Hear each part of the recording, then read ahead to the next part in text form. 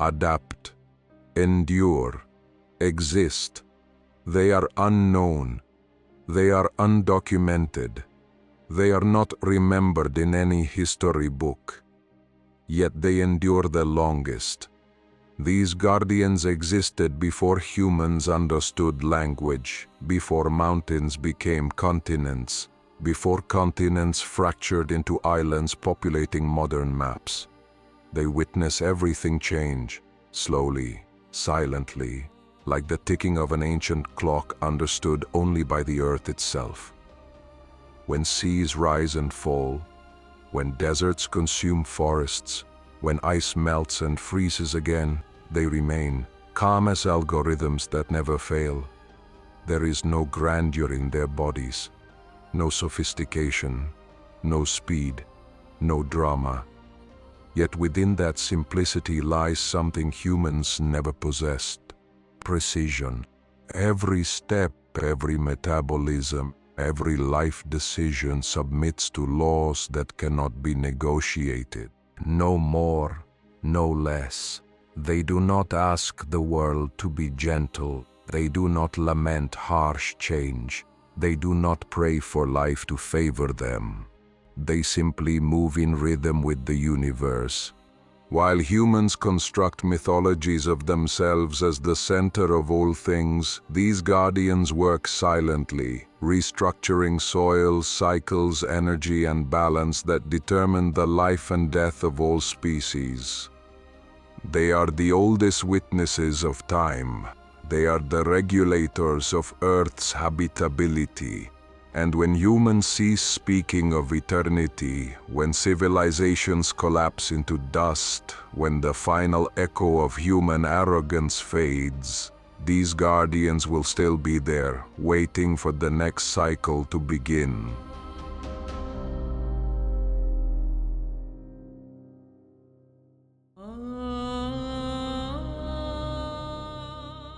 Life answers only to evolution. In depths where light was never born, where even time hesitates to move, live beings that do not understand fear. There is no sky above them, no land beneath them, only absolute darkness, a silent kingdom that existed long before humans learned to walk. They live under pressures of thousands of atmospheres, in temperatures that expel warmth, in silence untouched even by human conscience. Yet precisely in places deemed impossible for life, exist the most faithful adherents to natural law. If you cannot adapt, you will be destroyed. If you cannot withstand pressure, you will be crushed by depth. There is no mercy at the ocean floor, no forgiveness, no compromise, only the most honest form of selection, one even microbes must obey. The Abyssal Council has witnessed the world change again and again. Continents shatter and reunite, great species rise and disappear, human civilization emerge, and then deceive itself into believing it is immune to laws older than history. They are uninterested in terrestrial drama, indifferent to human ambition, unaffected by war, technology, or dreams of immortality. They understand only one truth: life is not about who is strongest, not about who is smartest, but about who is most obedient to Earth's algorithm. That is why they remain, while millions of species have long vanished from life's stage. And when humans finally reach their limits, when the world closes the chapter on civilization, when the last residue of human arrogance sinks into silence, the Abyssal Council will still sit upon its throne, overseeing the birth of the next cycle.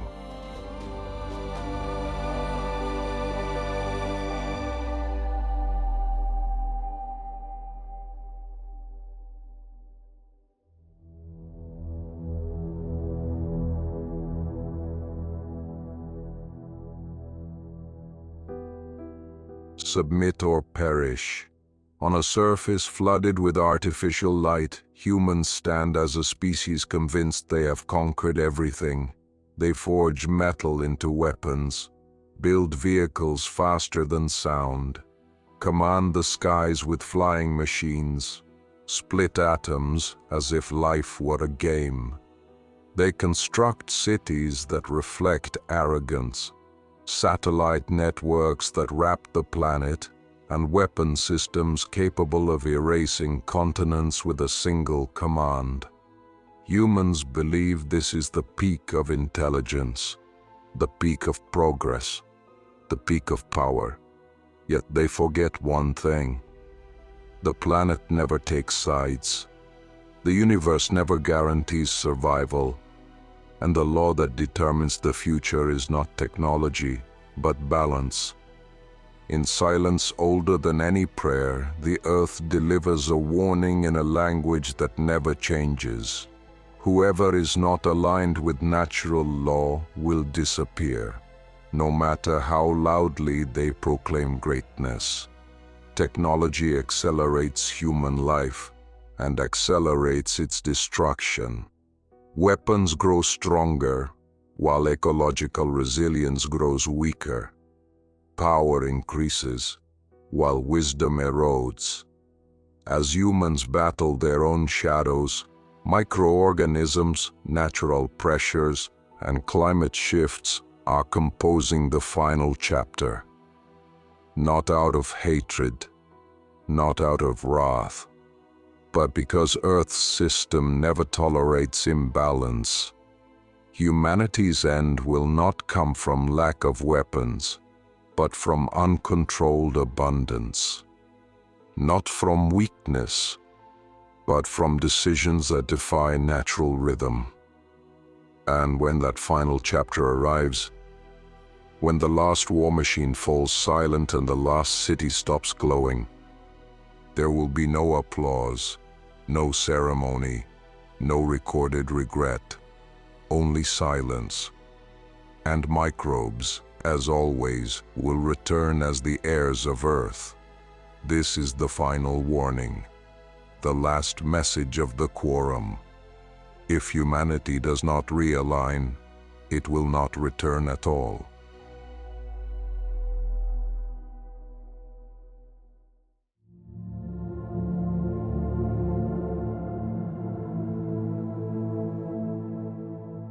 The Zero Book, Chapter 0, The Origin of All Silence.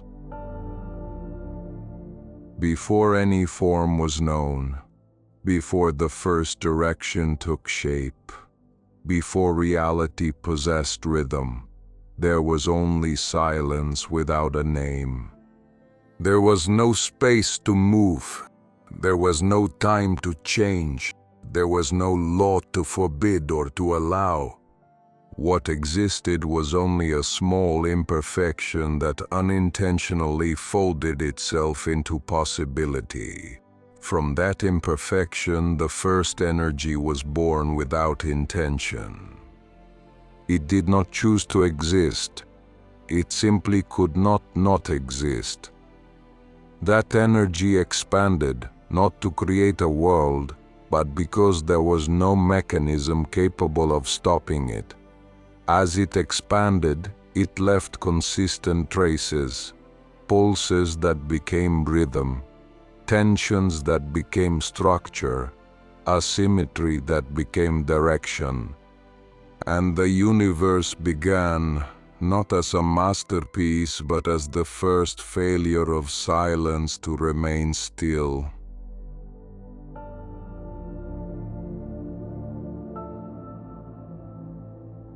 Chapter 1. When the first laws emerged.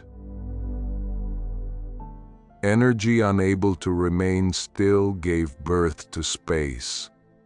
Space endlessly escaping itself gave birth to time. And the three together created the first condition for something more stable than pure chaos. From the initial turbulence emerged small consistencies, patterns formed not because of intelligence but because no alternative survived longer. Gravity arose not as a decision, but as residue from structures that failed to organize themselves in any other way. It forced energy and primordial matter not to disperse completely. Then came the next set of laws: motion, momentum, fields, weak interaction, strong interaction. These seemingly complex rules were merely survival mechanisms of the universe itself, ways to prevent existence from collapsing back into nothingness. Laws were not created. Laws emerged as consequences of cosmic selection. What remained stable endured, what was unstable vanished.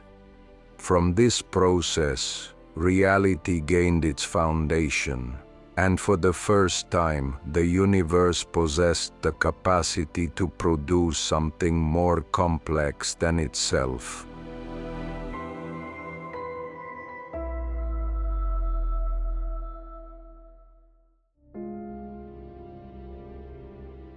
Chapter 2: Earth, a tested anomaly.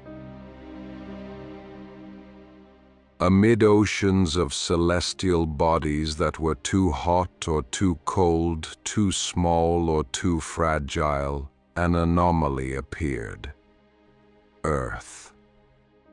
It was not perfect, but precisely because of its imperfection it could host experiments impossible elsewhere.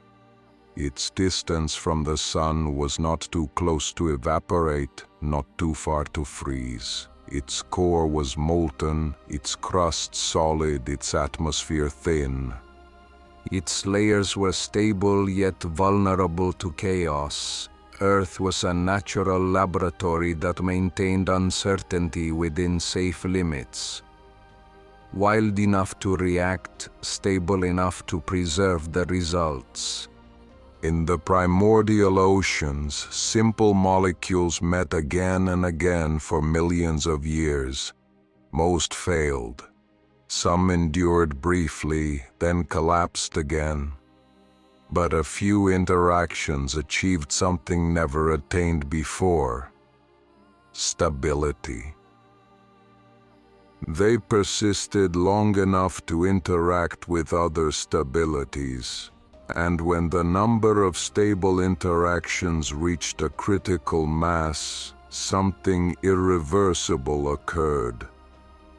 Chemical quorum.